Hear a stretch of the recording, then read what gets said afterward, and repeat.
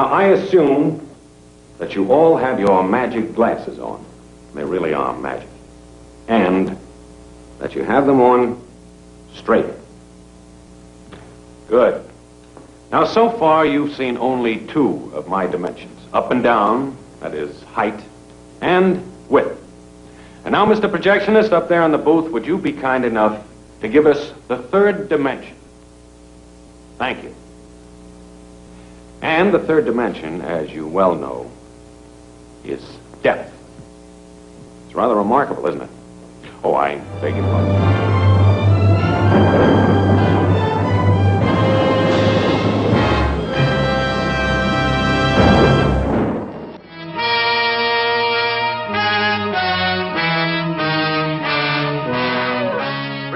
From the Black Lagoon, shocking in the realism of the screen's first underwater three-dimension thrill. There's a gorilla at large. House of Wax and Robot Monster, It Came from Outer Space. Those, interestingly, are all 3D films. That was a big year for 3D coming in. And so they're a lot of fun, but a lot of... other than It Came from Outer Space, they were focusing more on the 3D effect rather than really telling something about society. They were just telling an entertaining story and utilizing a 3D effect, which was very popular at that time. George Pell wanted to do the end of it in 3D. So when we put our goggles on, they were going to have an announcement that everyone put their glasses on in the movie, and the rest of it was going to be in 3D, but Paramount wouldn't do it. It was entirely too expensive. I think, I have no idea what the real reason was, but they didn't go for it. So next year they come out with Wanna Devil, which was absolutely a bomb. Much as I love Robert Stack, it was a terrible movie. And it's that, you know, the glasses used to bother you. Well, it really wasn't the glasses, it was the projection systems that bothered you. Nobody really realized what that was, you know, because there were two projectors, everything had to be in sync. If it wasn't, if one projector was brighter than the other, it would affect you because it's what these lenses do. And so it did give people headaches and all kinds of stuff, things like that. And I saw, I think it was Wanna Devil or something, and they had lost a couple of frames in one print, and the guy didn't go and match them. So you got like, oh, I mean, it was crazy. I mean, because everything's out of sync just a little bit, you know. So that was bad projection. It was really kind of what killed 3D in the 50s. It really did. Ladies and gentlemen, my name is Richard Carlson. I'm sure you'd all like to know something about the new entertainment miracle, Third Dimension. What it is, what it does. Well, the best way I can describe it to you is to tell you that it makes the screen absolutely real and alive. People, objects, landscapes take on a depth and a dimension such as they have in real life. And it has an added quality. Objects actually seem to come out of the screen. So real they almost touch you, creating the most dramatic impact that the screen has ever known. Coming to an incredible climax when a molten meteoric spaceship from another planet rushes out of the heavens right at you. Of course, these illustrations are only a pale suggestion of the real thing. It can't be described, it's got to be seen and experienced. And I must add that even without 3D, It Came from Outer Space is a picture that you'll long remember for its blending of science and fiction, for its eerie terror, and for its story of an invasion from another planet that's almost beyond imagining. I got the part of Jane in It Came from Outer Space. I guess it was pure luck. They wanted to test the 3D cameras. It was going to be Universal's first 3D film. And they asked me if I would mind parading back and forth on a runway while they tested the cameras. Oh, also in a bathing suit. And they picked me because I was very three-dimensional. And they said, well, we're going to make our first 3D picture. So I said, gee, I'd like to read the script. Of course, Barbara Rush had already been cast, but there was the part of a sexy girlfriend of someone who had been taken over by the creatures from outer space. I said, I really would like to be in a 3D movie. And I said, please, please, please. And finally, I wore them down.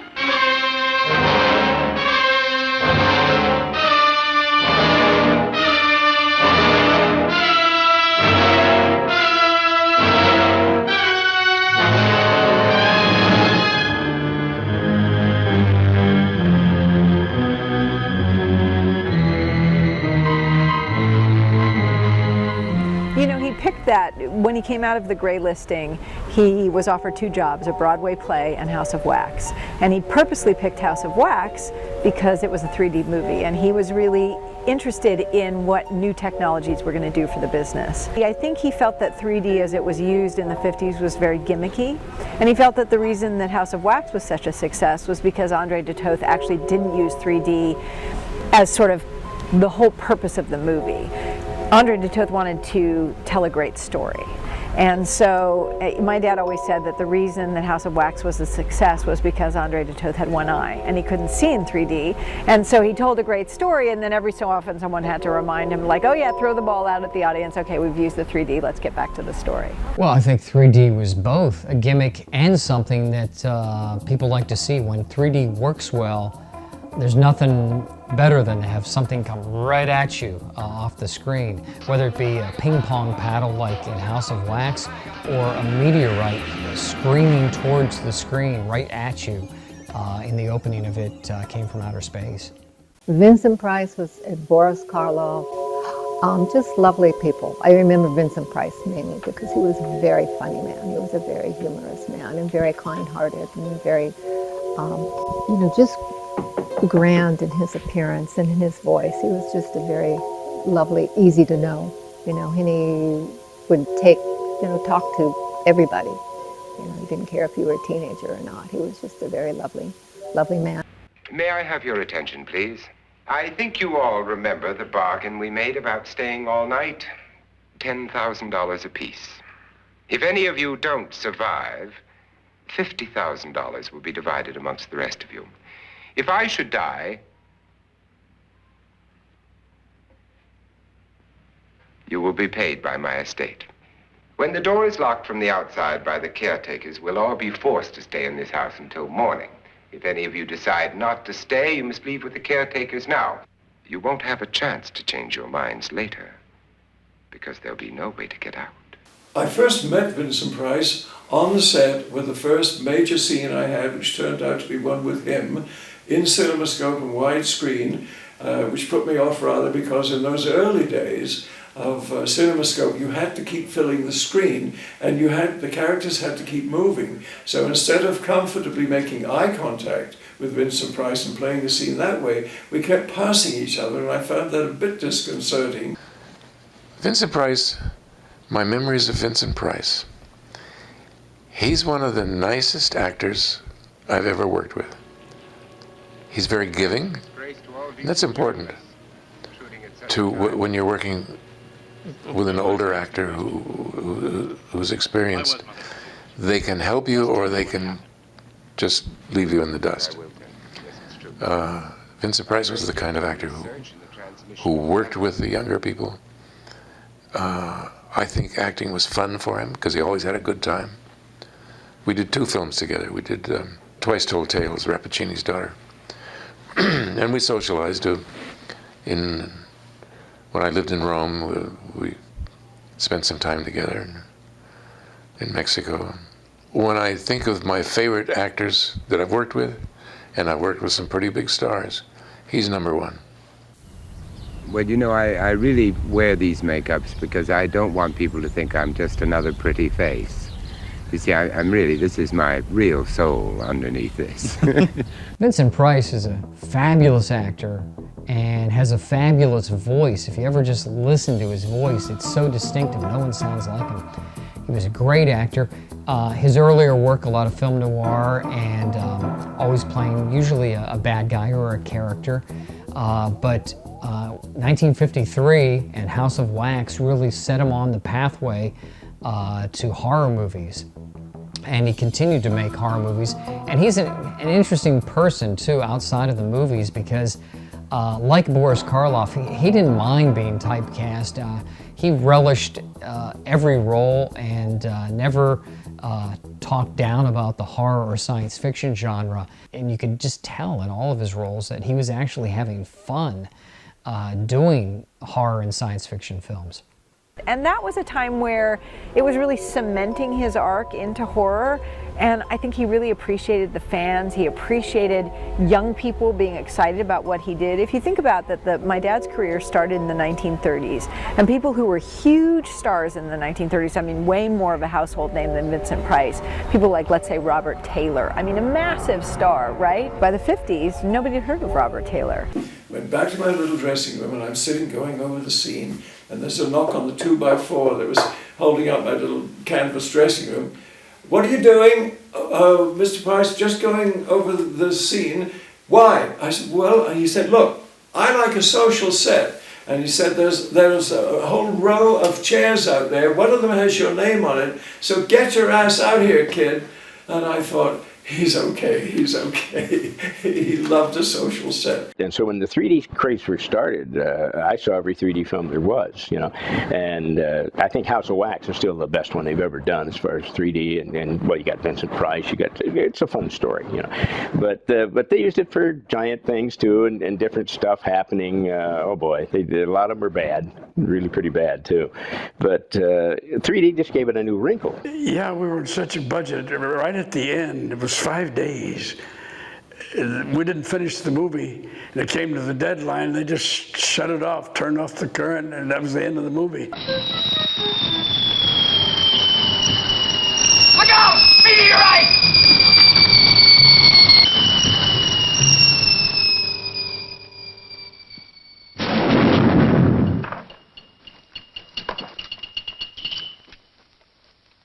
They later added some off-scene dialogue. That's because the producer said, we're gonna have some sex in here. Get some pretty girls in here, you know, get some sex, show some skin.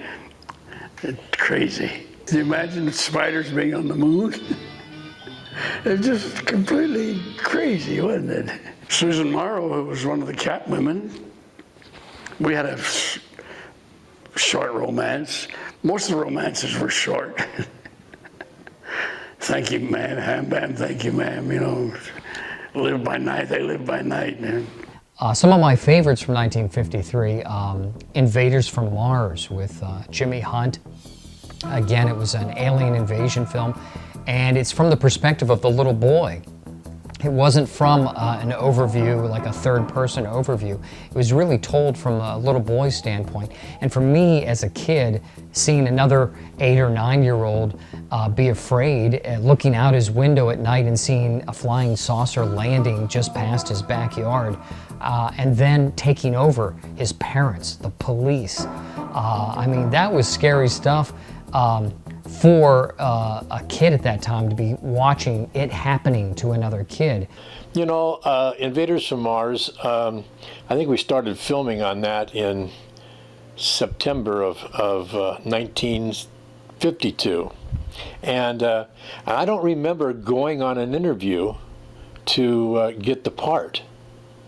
But I do remember about 2 days before we started filming that I went out to Republic Studios, and they had these storyboards all in this one kind of like an office, and it was the whole movie set up that they had done. This was going to be my first time at this genre, because most of it was always comedies or more romantic type films and or family films.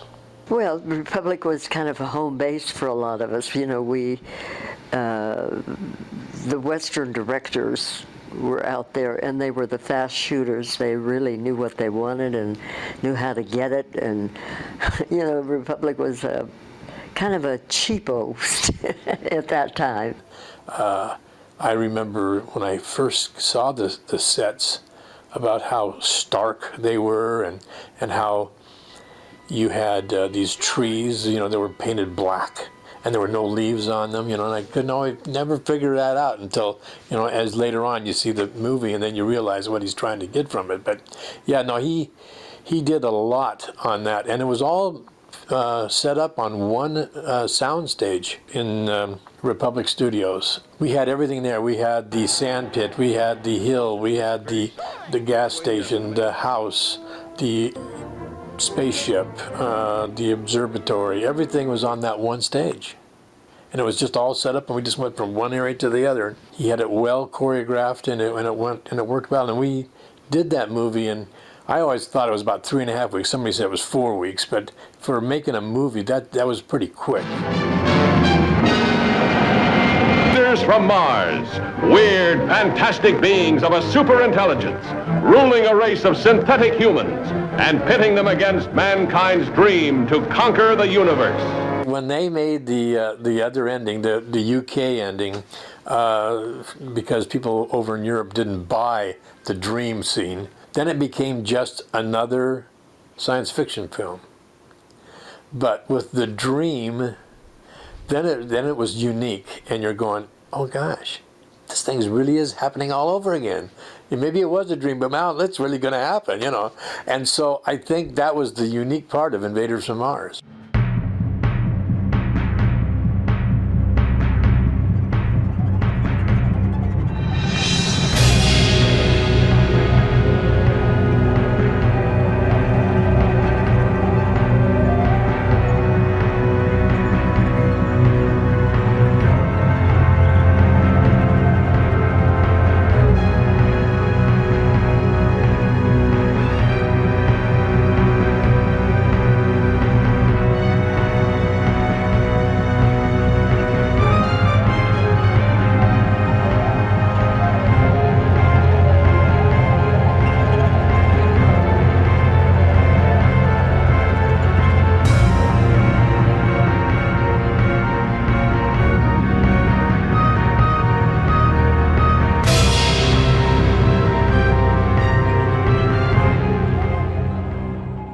As the 50s rolled on, there were a lot of big bug movies, things like Them with ants, and it all related to the whole nuclear thing with somehow radiation was going to make everything gigantic.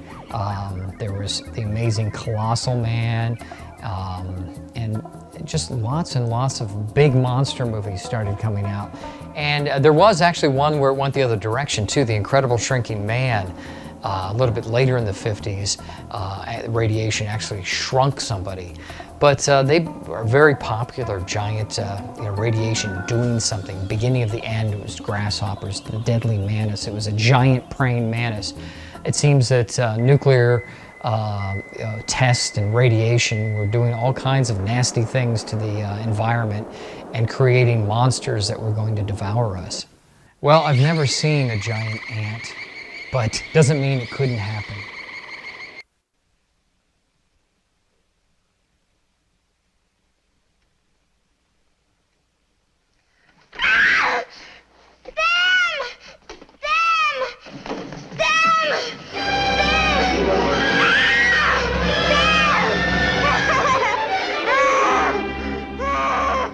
He used to call it them. Yeah, I remember.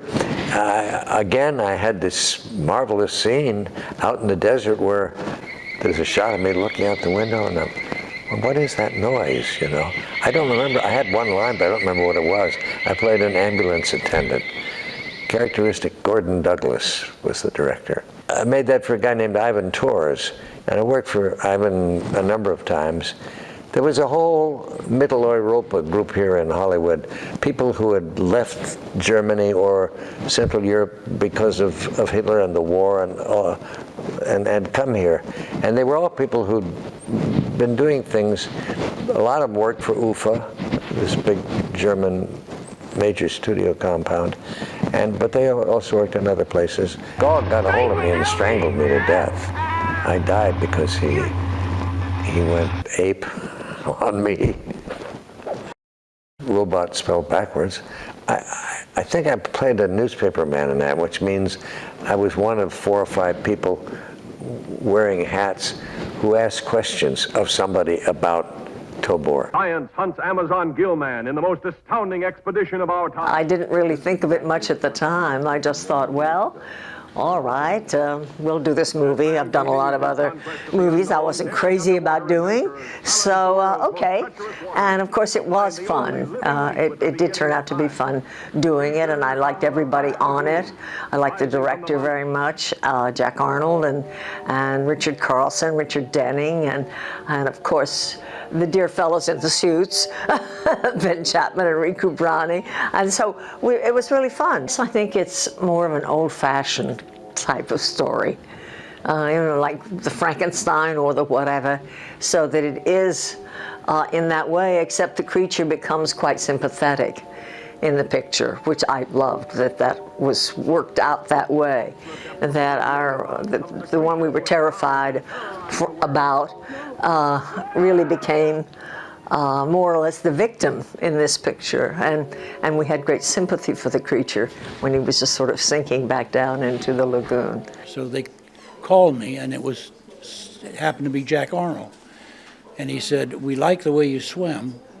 How would you like to be an underwater monster?" And I said, "Why not?" And I went to California, made the suit, and then that's history. The way I swim as the creature is the way I normally swim. So it's not something I had to learn, and they liked it, so that's the way the creature swam. It was really a good shoot. I mean, and we laughed a lot, I mean, it was, when you're doing Creature from the Black Lagoon, you can't take it all too seriously every day. You do your laugh, and then you go in and do the scene very seriously, of course. Well, yeah, there's one thing about the creature is it has a lot of scientific stuff in there that they brought in at the time, which is true. The sequels kind of went that way, too, where they actually can turn him almost into a human being with the science they have now and the stuff they have. I'm sure that's going to happen someday. We feel for him. He's in this strange body, but that he has human longings and human feelings, and that makes it very poignant because we really do feel for him. I breathed from an air hose. It's kind of like if you're in the backyard watering, you drink water out of the hose, you drink what water you want, let the rest spill out. Well, breathing from an air hose is the same way. You breathe the air in, what you want, and the rest just spills out. And I had safety people, each with an air hose. And I would breathe and then get ready to go into a scene. I'd hold my breath, swim in and do the scene, and I'd get air from another safety person with another air hose. We had a signal that if I went totally limp, that meant I needed air. And it worked out well, and we didn't have any problems. I think that's one of the most beautiful things in the film is that sort of underwater ballet kind of thing where she's swimming on top and he's underwater, and it's very romantic in its own way. And the swimmers, Riku Brownie, and her name has gone out of my mind at the moment, but they were both so wonderful. And we went to the dailies. While we were shooting the movie, they were in Florida shooting that, and we were all entranced watching the dailies. And Scotty Welburn, of course, the underwater cameraman, did a great job, with the camera strapped on him, and to do that underwater and get all that wonderful film was great. And Ben Chapman would come out and he would say, and sometimes out of makeup, I'd see him and I'd say, "Good morning, BC," and pat him on the gills or whatever, So we all had our laughs about it, but we took the work very seriously. To me, the funniest thing was we shot in the wintertime, and the air temperature was in the low, high 40s or 50. The water temperature was 71, and I was in this suit, and it's like a wetsuit, you get wet inside. And we're out there all day long working off the barge, into the water, in and out of the water. And I got pretty cold. And I was shivering, so somebody came up and gave me a little shot of brandy. And then another crew man would come over and give me another little shot of brandy, not knowing that someone else had already given me some. And this went on all day. And pretty soon they had a pretty drunk creature. So they stopped that. Hello, ladies and gentlemen. I'm Richard Carlson. If I look somewhat older and more drawn than I have in my recent pictures, It's because of the harrowing experiences I've been having here in the maze. And when I was a little girl, I had a crush on Richard Carlson. My uncle sometimes took my cousins and me over to his house. I can't remember why, because it was a really long time ago. I just thought that he was so handsome. So it was sort of fun being in a movie with him. My name is Jack Arnold. I'm a film director. My films were made on a very low budget, even on today's standards. And my films were made when the technical skills that are ready today and that people use today were not existent. We had to use our imagination and whatever we could invent to do the special effects that you will see in all of my films. Mostly in The Incredible Shrinking Man. Jack put together some of the most fun, exciting, and glossy 1950s science fiction films. Of course, Creature from the Black Lagoon being a crowning achievement in Jack Arnold's canon. All of his films, they all look good. They don't look like cheap productions. The actors are great. The direction's great, and they look sleek and kind of like the Cadillacs of the 1950s science fiction films. I worked with Jack on a couple of pictures, and he was really easy to work with.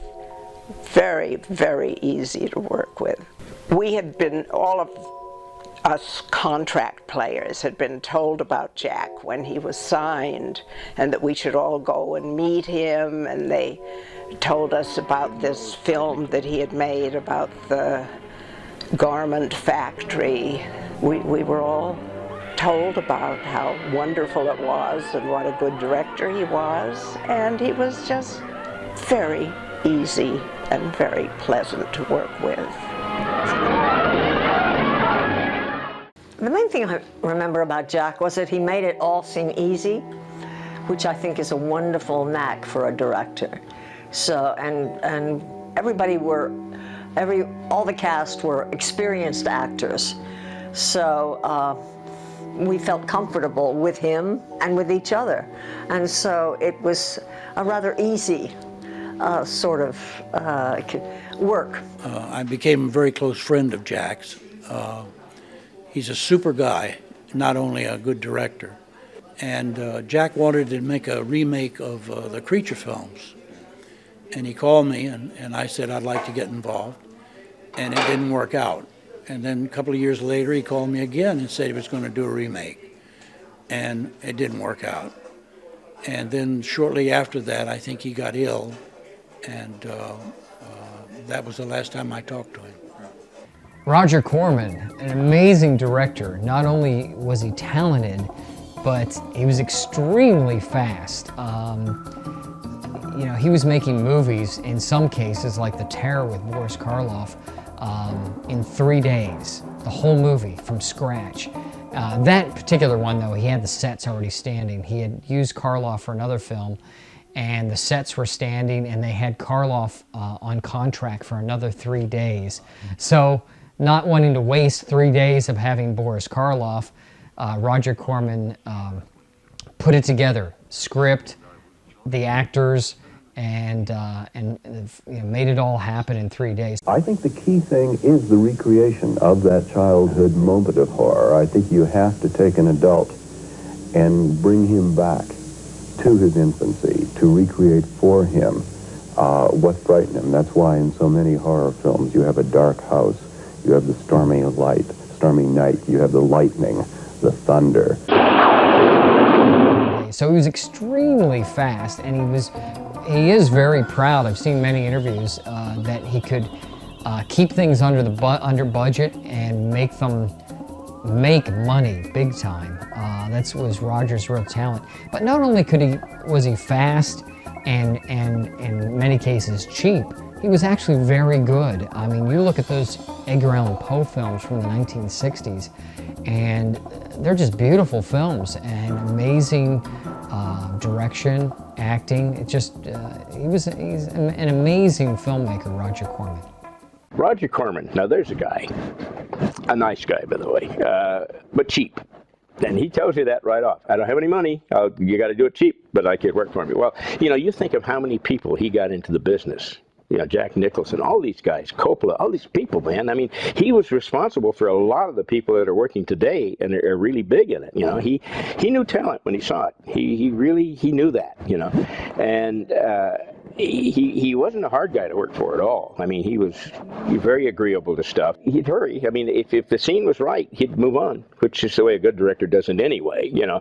Now you got these guys that do 50 takes and they're still not happy with what they've done. The shorter the better, Roger liked the shorter the better.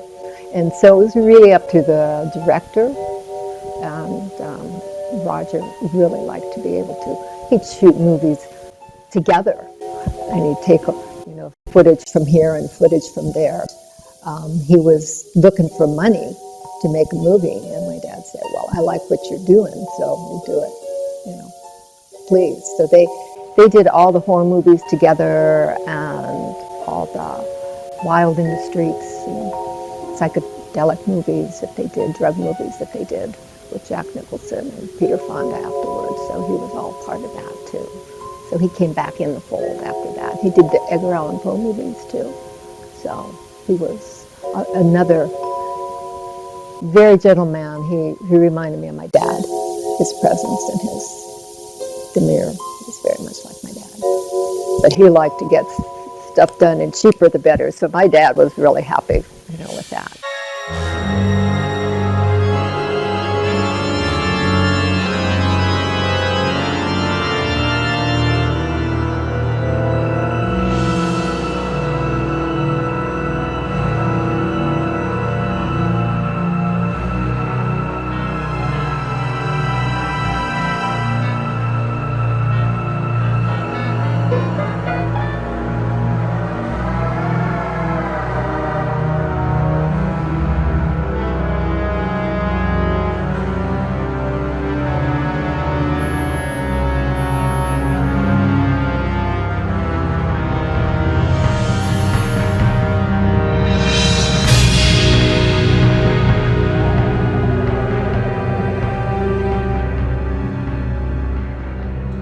Paul Blaisdell was a master monster maker.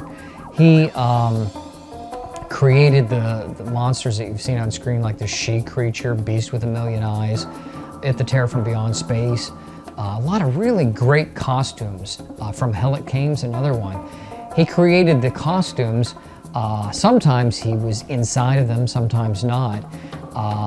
But it's rather a sad case where he really never got the financial rewards or the recognition while he was alive. Making these movies or making these monsters, like It Conquered the World's another one. Iconic looking monsters. He would design the suits, and they, along with some assistance from Bob Burns, and they were great monsters. But again, he passed away before all the recognition for his work really came about. I worked on some pot boilers, I guess you'd call them that, with Paul Blaisdell, and well, Day the World Ended was supposed to be about these mutants that have kind of taken over, the last people on Earth things. And, well, Invasion of the Saucermen, you got the guys from outer space coming down then, you know. Well, there was even rumors that the flying saucer things, which started in like 47 or something like that, were probably from Russia. But he liked Paul's work, and he liked Paul. And the next thing he did, well, here again, a Red Scare movie, atomic bomb movie, about this mutant. All these mutants were formed from the radiation stuff, and they even tie that in with the bomb tests, the bikini bomb tests and all that stuff, where they had animals there and they actually did change and stuff. That was kind of based on that, loosely, you know. Last-minute preparations were also underway. Animals of various kinds were readied for tests to tell what effects the bomb had on living things. The sheep, first sheared, are then covered with ointment as protection against flesh burns.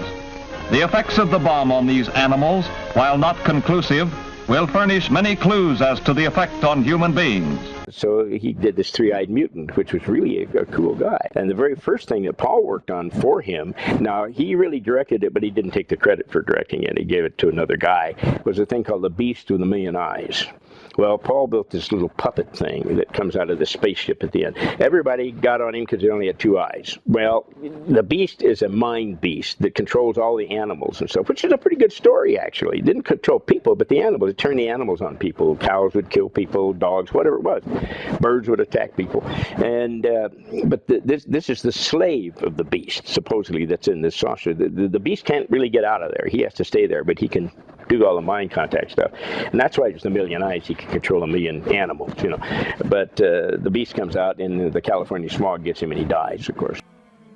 I think that just fell into my lap. I was under contract to Universal, and they just put you into pictures. You know, they didn't ask you. They just said, okay, next Monday you're going to go to work on a film called Cult of the Cobra, so go pick up a script, and that's the way it worked. It was a pretty straight part, and I preferred playing bitches and really nasty parts.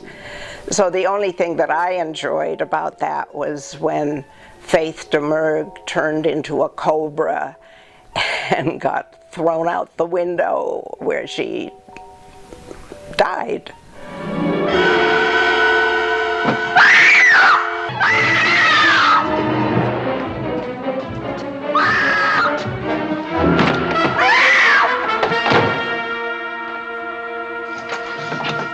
Stay where you are!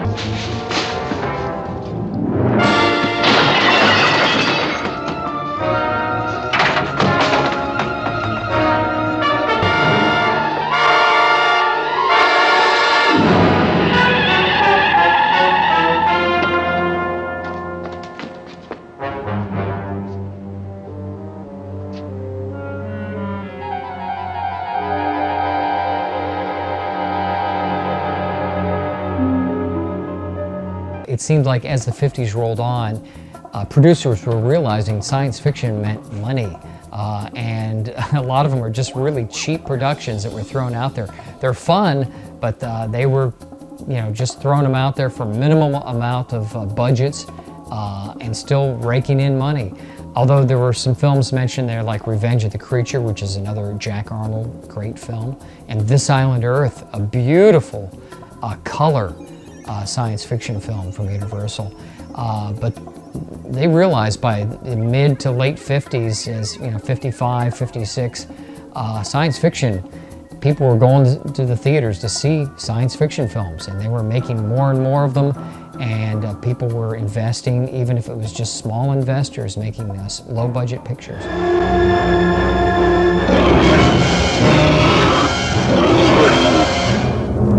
I had the scene where Bobby Hoy and I are driving along, and we see something, and we go out, and Laurie Nelson is lying there, and we pick her up and try to help her, and the monster comes and attacks us, kills Bobby, and I don't know if he killed me or not, almost anyway.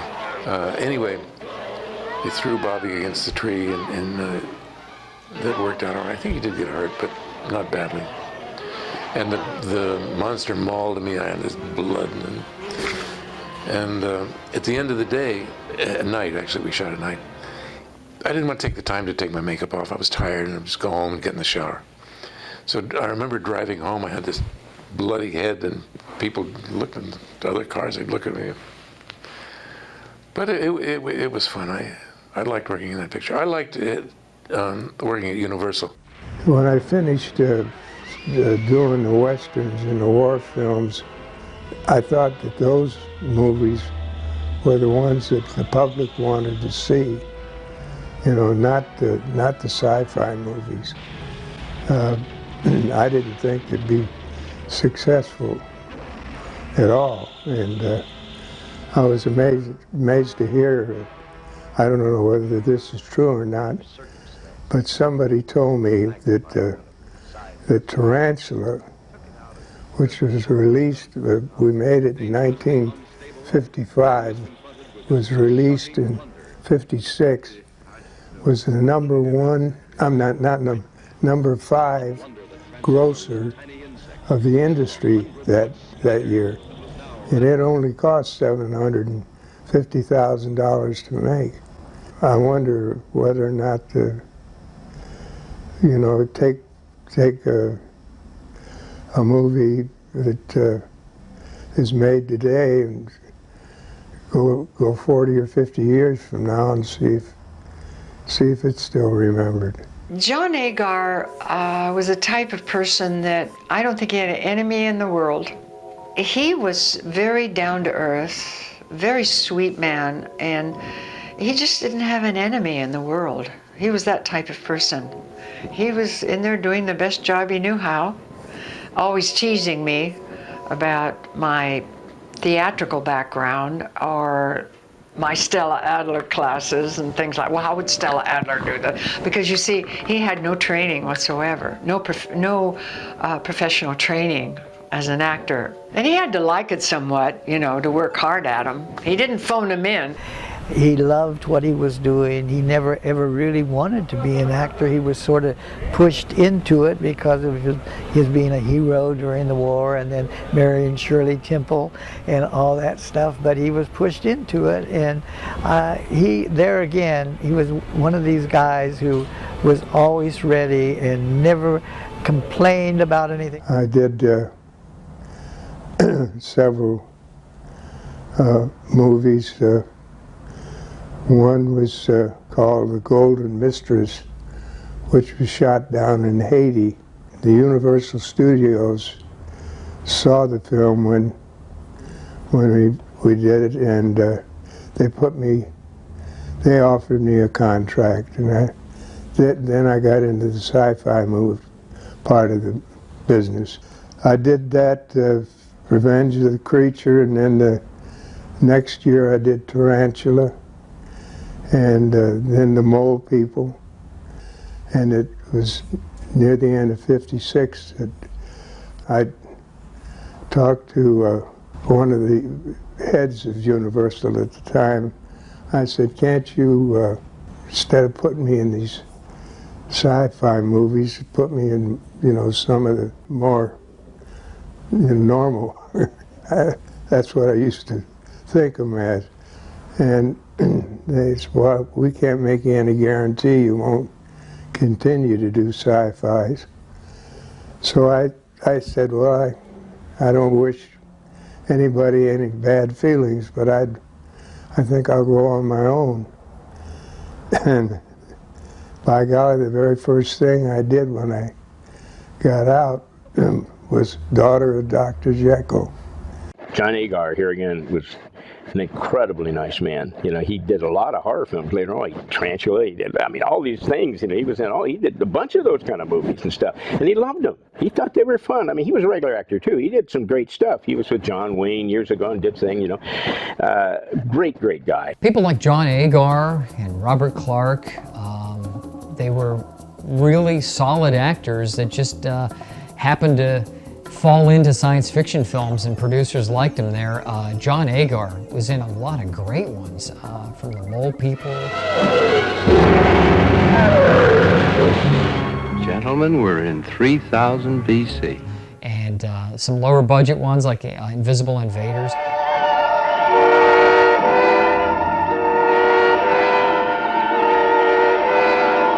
But always putting in a good performance. Richard Carlson, I heard was a little more temperamental. I've talked to people that have worked with him, people like Bert Gordon, and you know, they got along fine with him, but he was a little more of, I think the impression I'm getting from people that worked with him was he felt he was perhaps a little bit above the material he was working on. Not necessarily so with Agar. Agar, I think, was happy to work and was a veteran, and he appeared as a military guy in a lot of these films, and did a great job. He was, at least I got to work with him. You know, he died right after that. I mean, he had emphysema really bad. I mean, he had to work with him in the mornings because the afternoon he couldn't breathe. He had to get on his oxygen. He had to go home.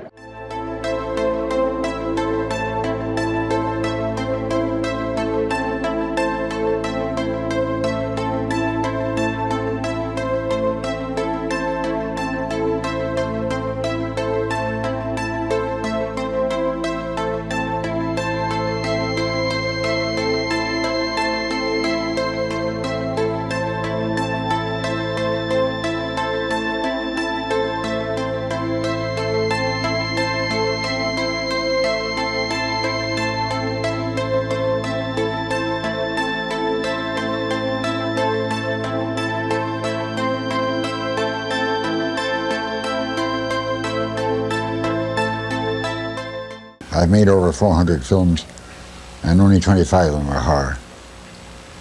It's no good unless you've got first-class actors. And we always had first-class people, the ones I did. Because if they're not first-class artists, then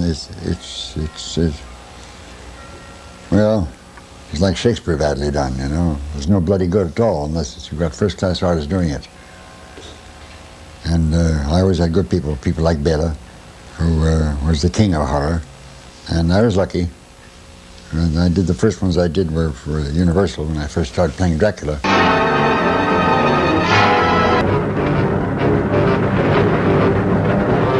I think they're after Dracula.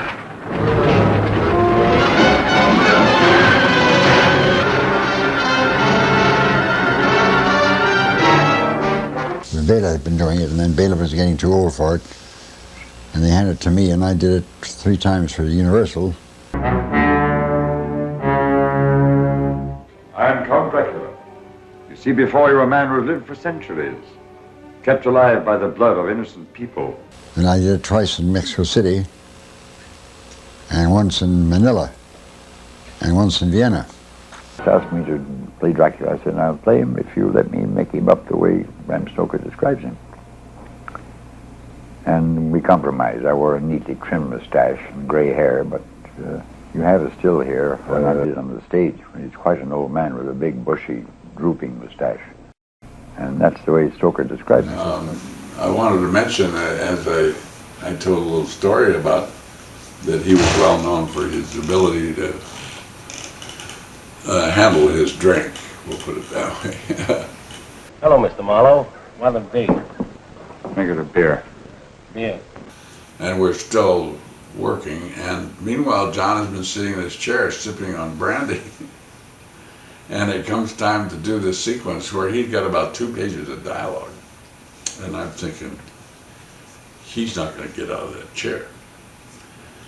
So they said, Mr. Carradine, you're wanted on the set.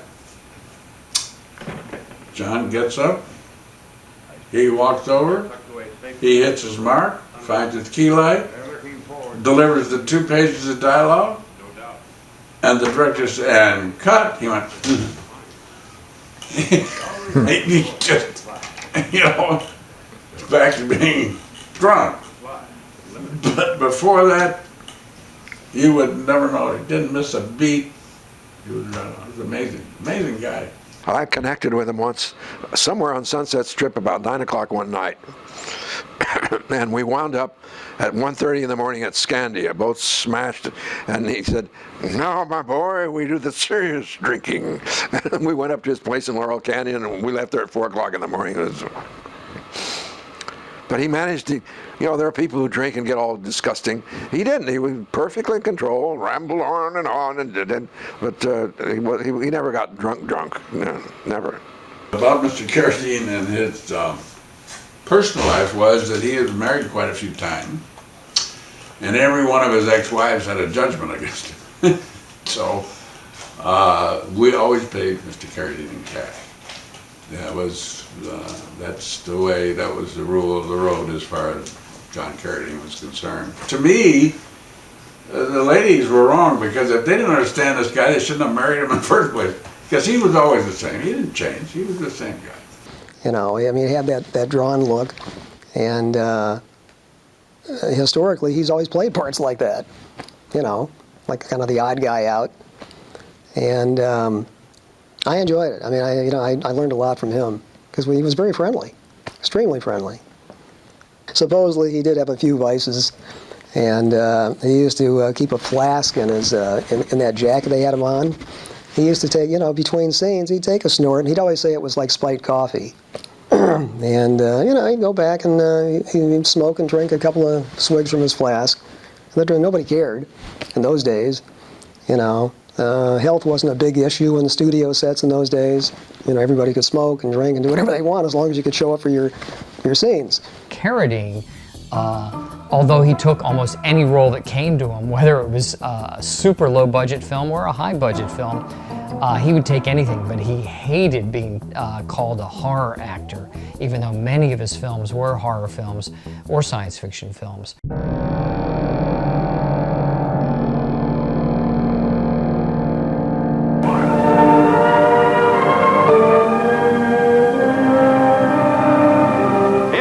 indestructible, because the scientific experiment that brought him back from death made his skin as tough as armor and released every killer's instinct stored up in his demented mind.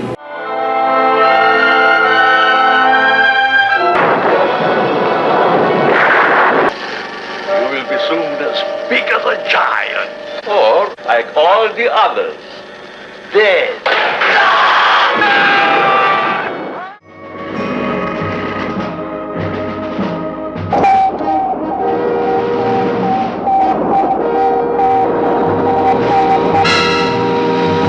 I am from another planet, outside your galaxy. I'm sorry, I just don't understand. Unless Earth surrenders in 24 hours, we will begin a mass invasion. We are invisible. We are invisible, Adam Penner. You cannot see us.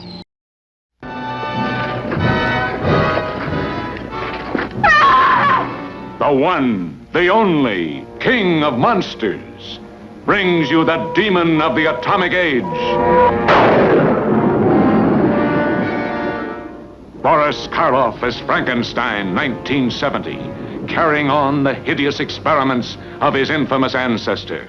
In this stone sarcophagus, deep in the bowels of the earth, he buried his creature, his creation.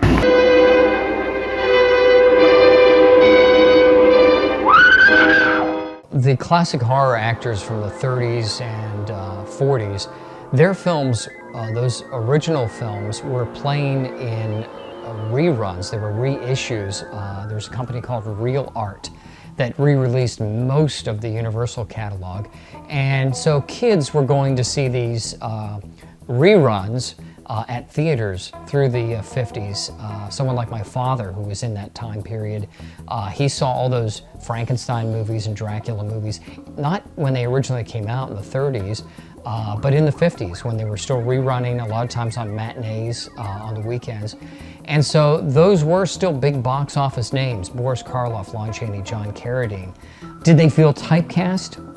Well, it varies, I think, from actor to actor. While they might have felt typecast, they felt differently about it. In example, Boris Karloff, many people who worked with Boris has said that, and you can see quotes and interviews with him still in existence, that he didn't mind being typecast. To him, he called the Frankenstein monster his best friend, who kept him working right through the 50s and 60s. It was the best friend he ever had because it typecast him, and they were always looking for a big name for horror or science fiction films. The monster turned out to be the best friend I ever had. He changed the whole course of my life. I was an obscure and struggling, unknown actor. Then all of a sudden I get this marvelous opportunity handed to me with all the help and assistance that I could ask for. And in my career, my work hasn't stopped since. 32 years later, you are asking me about it. Now, who could ask for anything better than that? So it varied from person to person. Lon Chaney Jr., I'm sure, was just happy, like Boris Karloff, to be working in the 50s.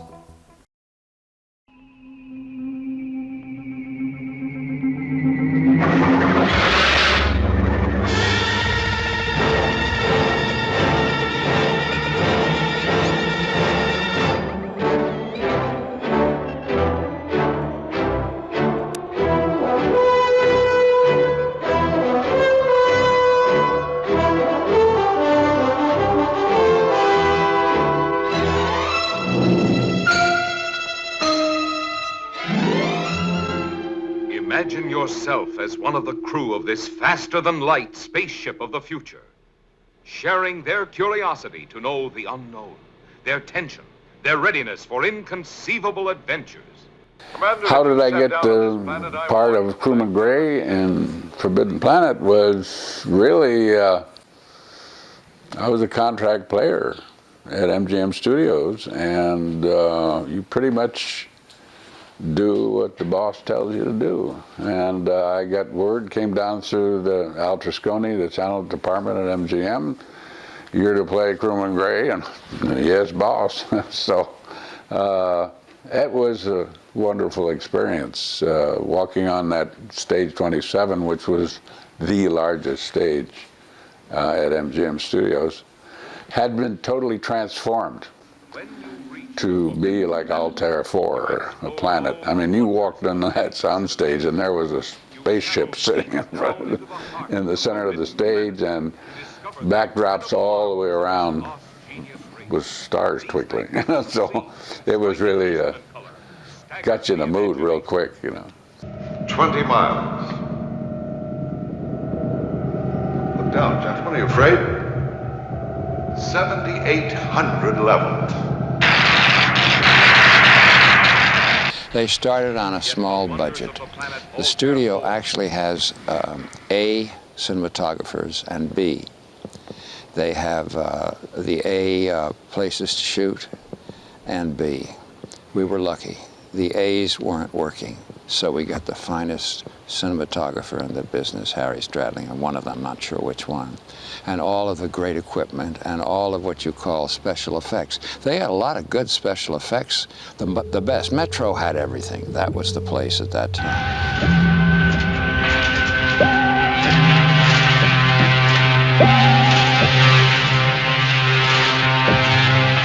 Working with Fred Wilcox, the director, was pleasant. He was a nice guy, and one day he didn't show up for work. And everybody said, "Where's Fred?" And they couldn't find Fred. And they finally found him in a bungalow behind the Beverly Hills Hotel, drunk. So it didn't bother any of us. One guy came in, and I don't know who it was, that covered for Fred for a couple of days, and then Fred was back on the job. He was related to one of the guys at the top of the Thalberg building over there, you know. So Fred had job security. Forbidden Planet today is one of the most interesting stories of any film that was ever made. They shot it on stage 24, I believe. Everything. They didn't go off the lot, you see. It's right up there, you know, it's right up there with, and why? Because it was really it came from a very fine editor, not editor, very fine writer, Shakespeare. You know, The Tempest. It's taken from a wonderful, wonderful fellow that could write pretty good.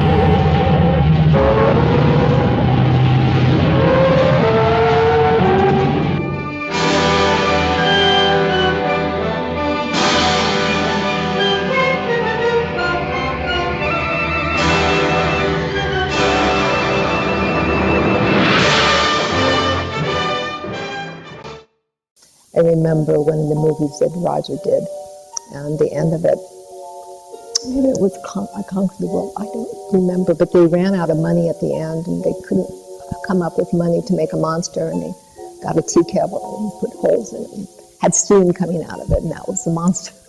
And poor Paul Blaisdell, here again, never got the credit he should have gotten, because, I mean, he and his wife made the monsters, and they made them for nothing, practically. And nowadays, there's schools you can go to, there's books you can read about making monsters, whatever, you know. He had none of those. He just did it by the seat of his pants. And he did some pretty cool stuff, I thought. I thought Beulah from It Conquered the World was this really great-looking thing. But Paul would take into account, like, what was it's supposed to come from Venus, so, okay, what is the pressure there? So he had all kinds of stuff figured out. And originally, it was supposed to stay in the cave, and it looked really creepy in the cave, because you could just see the claws and the eyes glowing and stuff. And then at the very last minute, Roger wanted to bring it out of the cave, Roger Corman, and have it killed. And Paul said, it's going to look like a teepee walking out. I mean, what can you say? It's going to look terrible, you know.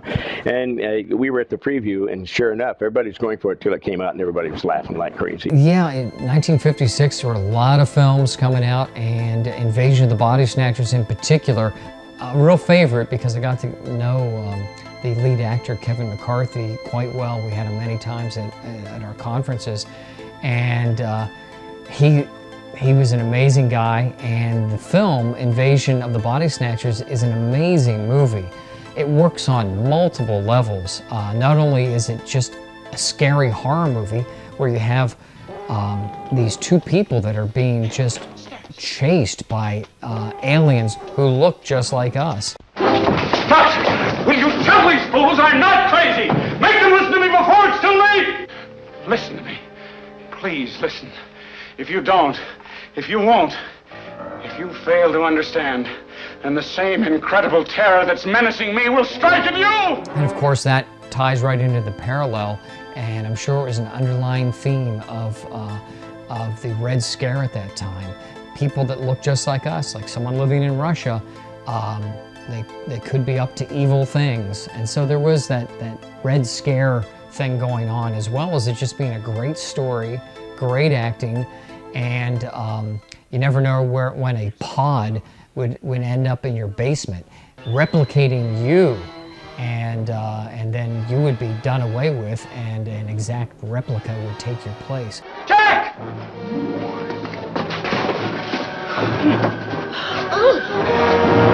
Miles, where do they come from? I don't know. Suddenly, while you're asleep, they'll absorb your minds, your memories. I don't want any part of it. You're forgetting something, Miles. What's that?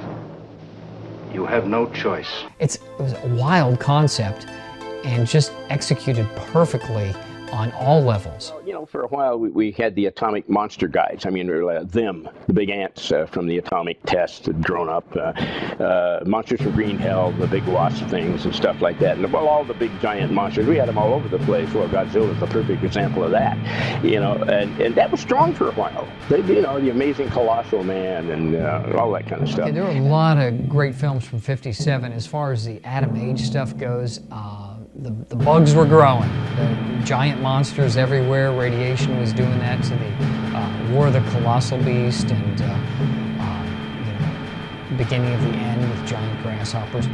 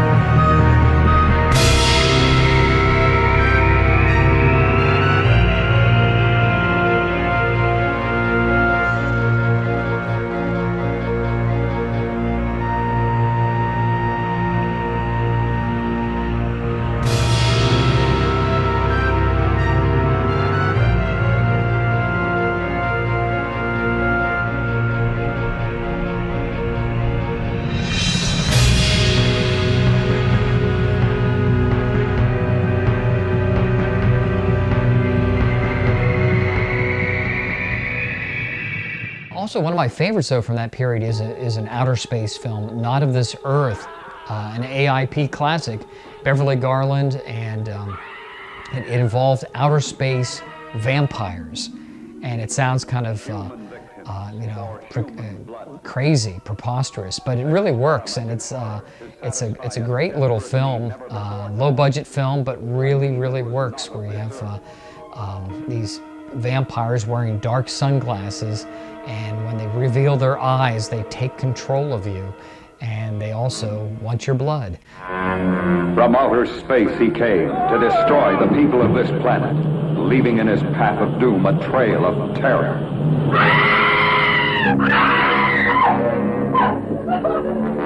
He's going to kill me! Stay there, I'm on my way.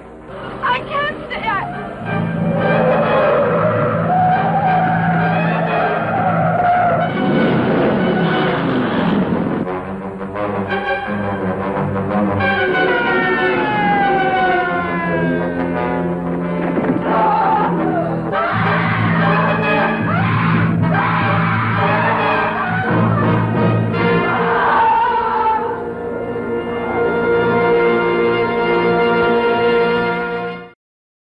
1957, just like with Cars, was a great movie, a great year for science fiction films.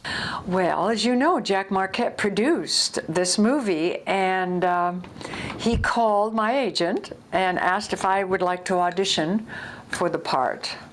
And that's how I got the part. And the brain from Planet Arrows is Jack Marquette. Had seen my work, of course, because I did about, I don't know, 3 or 4 television shows in which he was behind the camera. You frighten me when you talk like that. It's true. I've discovered a power that is the most feared man on earth. Any country I have mentioned which does not have a representative here, present in this room, will find its capital city wiped out.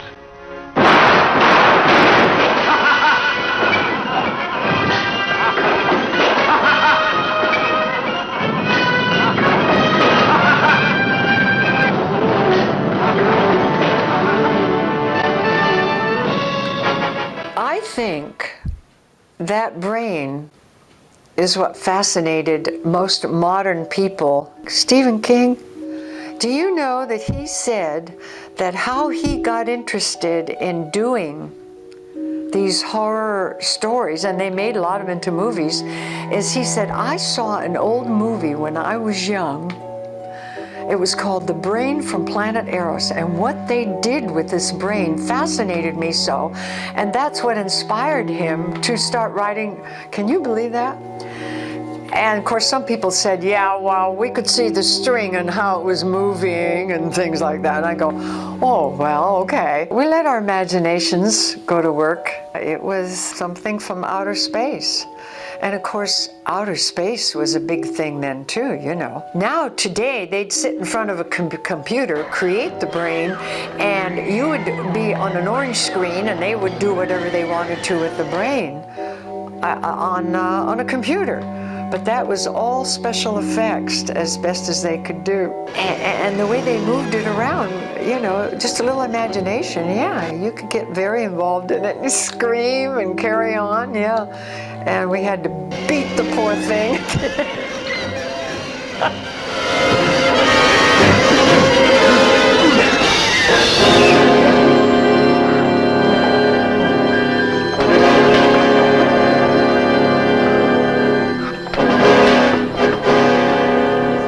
He took it very seriously. When he had to put those silver contacts in, the set was very concentrated because he could only keep them in for a matter of minutes because it would hurt his eyes. I mean, his eyes would start watering like crazy. Daughter of Dr. Jekyll was a terrific opportunity, you know, for Dad to make a buck. And he also got a little tiny piece of the gross. I think that, you know, certainly the visual area of the dream sequences are something that are very interesting to filmmakers. It's not spellbound. By the way, Father was very close to Dali, and he did know all about the spellbound arguments and Hitchcock and all of that sort of stuff. So he's not, you can't take him out of his milieu, out of his time. But he's also touching upon something that is in many of his films, and that is always of trying to give sympathy to the so-called evil monster. He believed, as many good filmmakers may believe, you can't have a monster you care, you know, unless you care about him. Otherwise, the audience just gets up and leaves in the first 3 minutes. And I think that the character here is also a victim, even though he's really reprehensible. He's a monster in a true sense. I don't think Dad thought it was his greatest film, but again, he explored. He explored the monster. And the monster is present in many of his films, even those that are not horror films. He always worked with those that were wounded and on the fringe. He was interested in people that were not part of a system. It's Orson Welles speaking. I just saw the impossible happen before my astounded eyes. I saw a man grow smaller and smaller day by day. I saw the loneliest and most frightened creature on earth living a nightmare in a world of giants. The incredible shrinking man.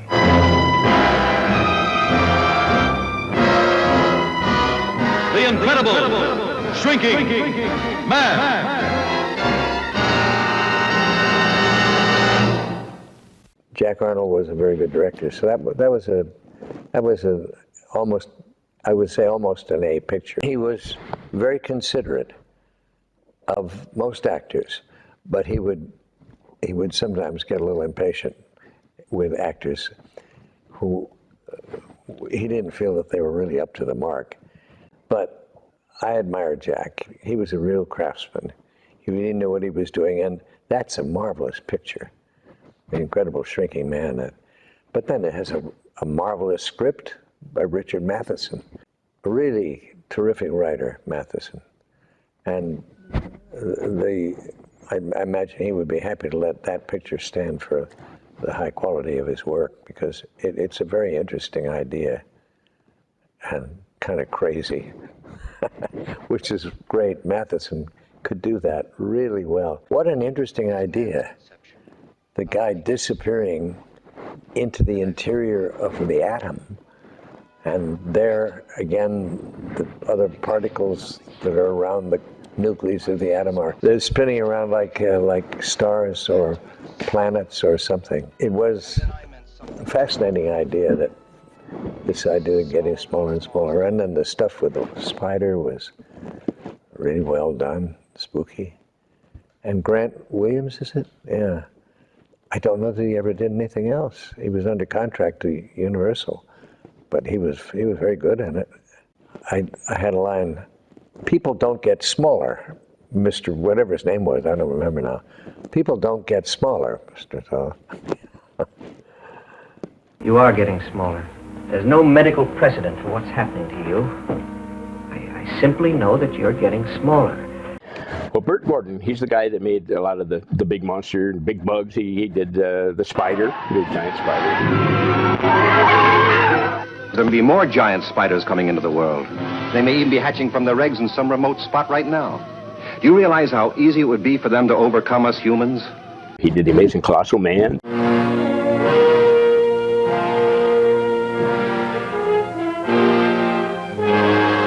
And he did his own special effects, which is kind of cool. They're a little crude for their times, but he did it all on the camera himself. Now that says something. You know, he didn't have a big special effect crew to do stuff. He did it himself. He and his wife did it. Ideas just come to me. I mean, you look at all my movies, I didn't stay awake night.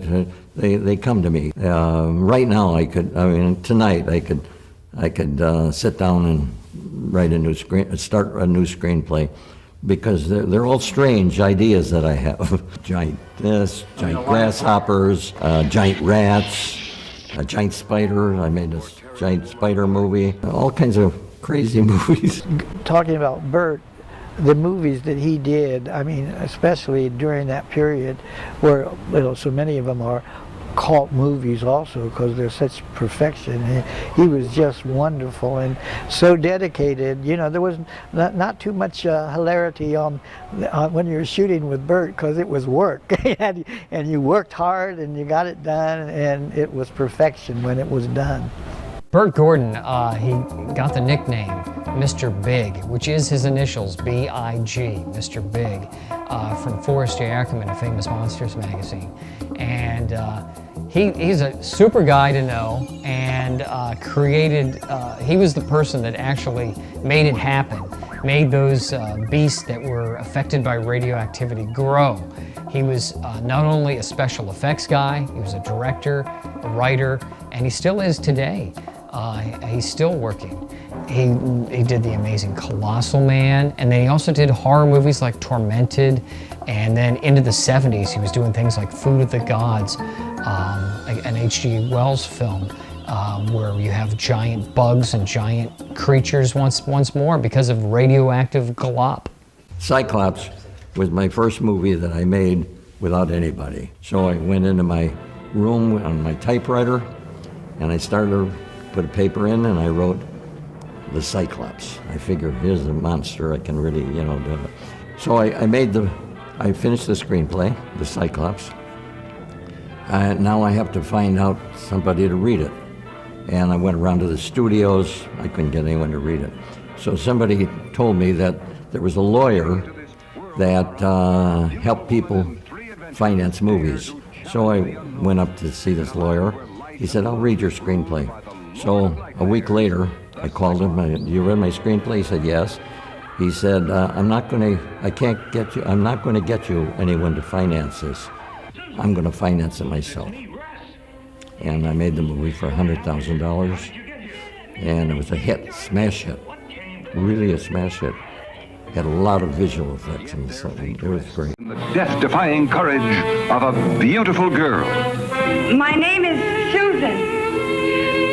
Susan Winters. He's looking at her. Can you hear me? Here is nature gone mad, revealing an unbelievable world of terror. A world mastered by a monstrous mutation, the spawn of nuclear fury. Here is a weird, suspense-filled journey that hurtles you into the most frightening adventure the screen has ever shown. Well, on the subject of teen culture, first, over 80% of your box office was, I think it still holds true, from 12 to about 25. Now, there's some of our senior citizens that go to the movies, of course, but we're a small percentage compared to the major portion of your audience. So when you talk about teen culture, that has been a term that was applicable through the years. And pretty much a rebel without a cause. It gives you a description of just about every teenager you want to meet in the world, you know.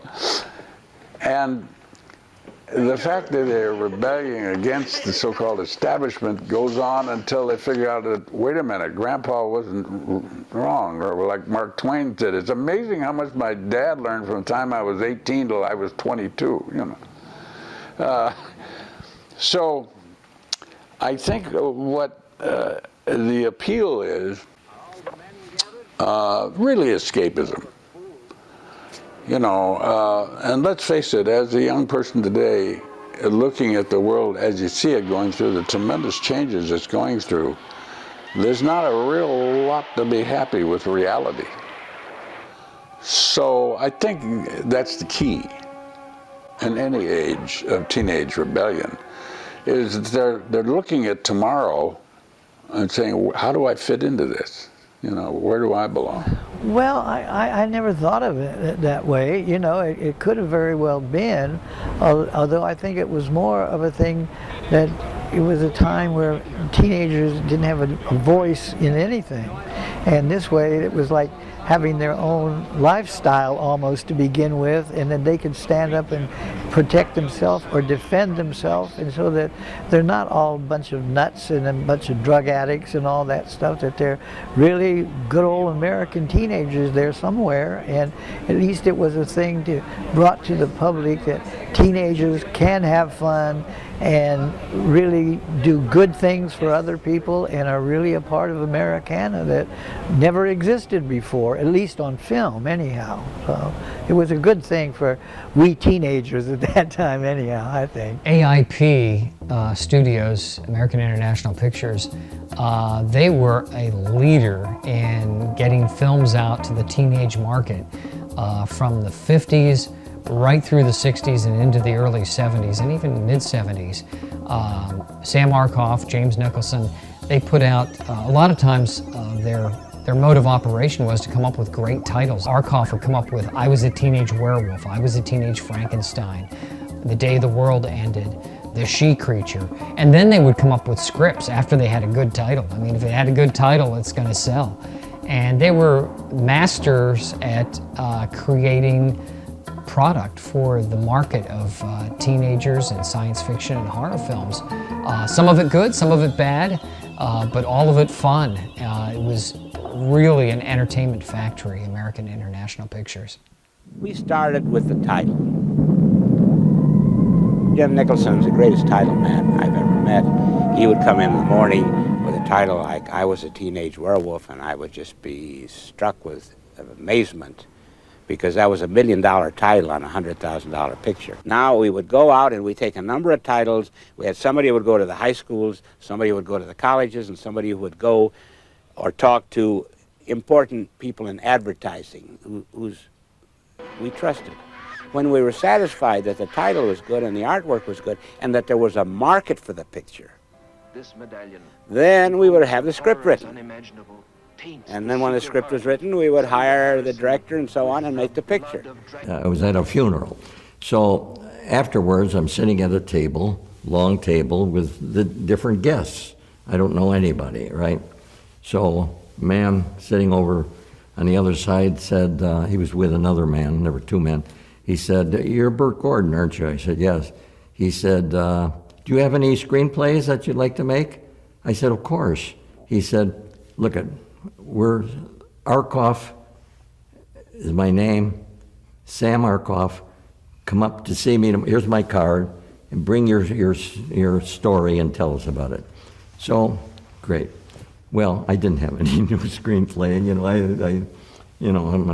it's easy. I said yes, but so anyway, I'm thinking. I came up with an idea in my mind, The Amazing Colossal Man. And I went to the meeting and I said, yes, I'm working on this story, screenplay, Amazing Colossal Man. Made a deal with him. There was from what I understood, the bigger production companies were doing big money movies, so they weren't really focusing on teenagers at all. And so there was nobody taking that into account as to that whole range of money being out there. Teenagers, there was an audience that wasn't being used, and they were the AIP really focused on that. And my dad just knew what was in line. Intuitively, he just knew. And Mr. Arkoff was the businessman, the money man, and my dad was the creative one. It was a great partnership. My mother kept the books, and Mr. Arkoff's wife did all the cooking. Jim Nicholson of AIP, American International Pictures, was the nicest guy I think I've ever met. He's the guy who came up with the titles. He would come up with titles before they had a story. The She Creature, he came up with that. It Conquered the World, he came up with that title. Day the World Ended was his title. The Invasion of the Saucer Men, all this kind of... Then they'd write the story around that, which is kind of cool. Sam Arkoff was the movie mogul. He was the attorney for the company, for one thing. Had the big cigar and always had people around him all the time. He played the part.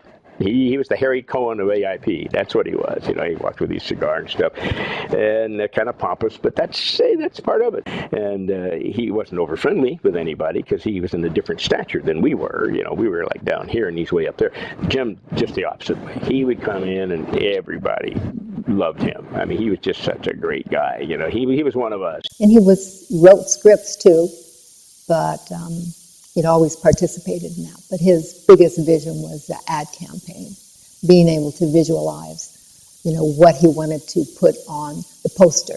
He really did the whole image and knew what he wanted to be on the poster, mainly to sell the movies, even maybe give it a lot more drama and a lot more horror and spectacularism on the posters than what he would say. The movies were pretty funny, and they were meant to be funny. They were meant to, for the teenagers anyway, but the posters were pretty scary.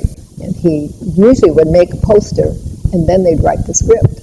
And the great influence of the teenagers who sort of demanded during the late 50s and, of course, during the 60s that they be heard from. You see that nobody had ever heard from the teenagers before. Basically, pictures hadn't even been made. When the middle-aged and older people cut their movies down to an absolute minimum while they were staying at home, we started to make pictures for teenagers, by teenagers, about teenagers, and starring teenagers. It was kind of a wonderful time for motion pictures as far as teenagers were concerned, because up until that point, they they were mostly drive-in type movies and whatever, but they weren't geared for teenagers. And I Was a Teenage Werewolf was one of the first of that type. In fact, when I was asked to do it, my agent said, "No, you're not going to do that. A movie called I Was a Teenage Werewolf, you'll never see the light of day." And I said, "Oh, but it must be kind of fun, And so we went ahead because I decided I did want to see it. Be in it. And then when they told me I was going to sing a song in it and all that stuff. eeny, meeny, miny, mo. I want a gal with a lot of dough. When I find her, we're gonna swing up to the preacher with a wedding ring. Tell me where she is, 'cause I don't know. So eeny, meeny, miny, mo. And it was the beginning of a whole new cult classic thing for America's teenagers, along with the drive-in movies and all those other things that were a part of their lifestyle to begin with. But during that period after that, I did, in a period of a little over a year, I did about 11 movies, and they were all primarily, except for a couple, geared for the teenage population. It did turn out to be a fun movie, and when it was released, why, it made a lot of money, many, many, many millions more than it was ever thought about being paid for it. So it was a wonderful break for all of us. Help me, doctor, please! I know they're going to kiss me, but don't let anyone see me like that. Please, doctor, help me! Michael Landon in a powerful performance as the boy possessed. At that period, I had met him and I knew his wife then, and but Michael was very dedicated and he was serious about being an actor and all that stuff, and especially when we were doing Teenage Werewolf with all the funny things that were supposedly going on, and on the set too, he stayed right with it, and he made it the great character that it became.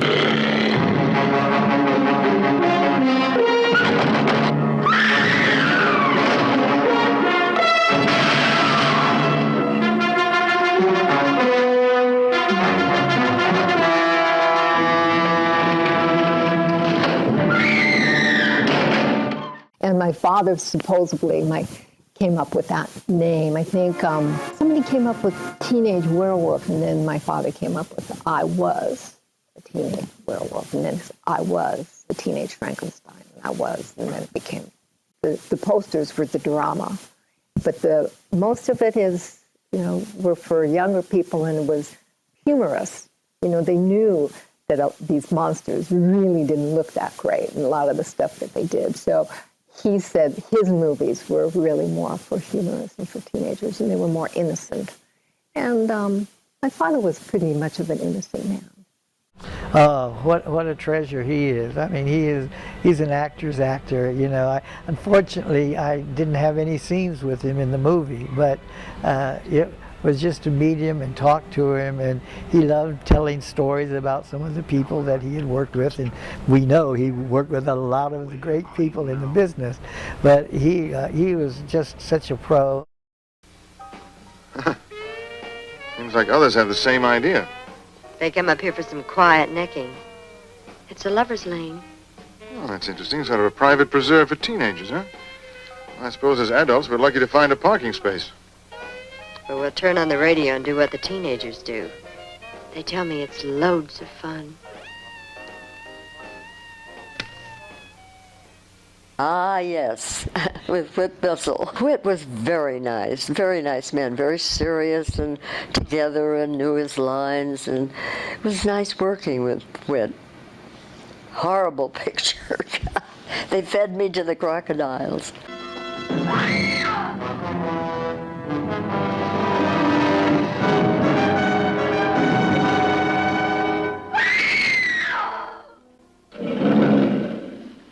Poor Margaret.